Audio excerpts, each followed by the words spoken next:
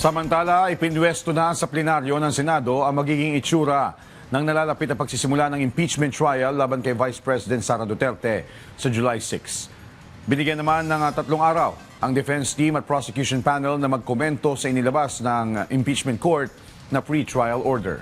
Ang detalye sa report ni Bernard Ferrer.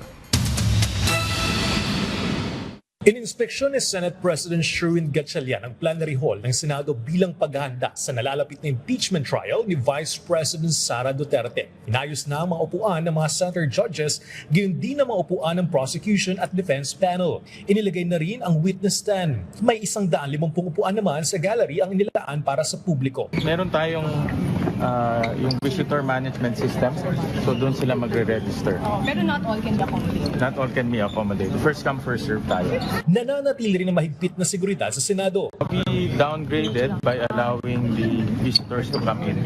Pwede na yung visitors to come in. Pero heightened security.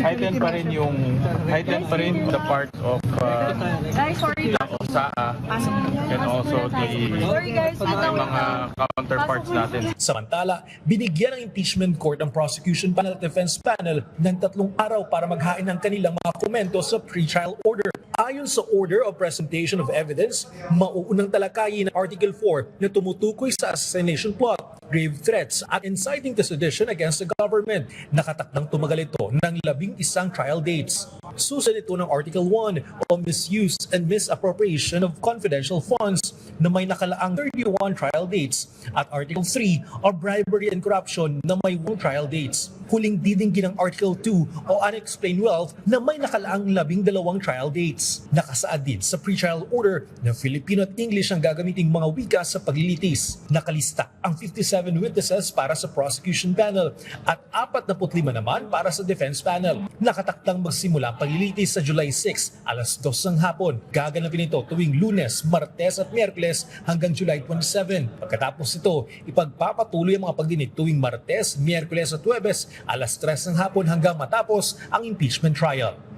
Bernard Ferrer para sa Bayan.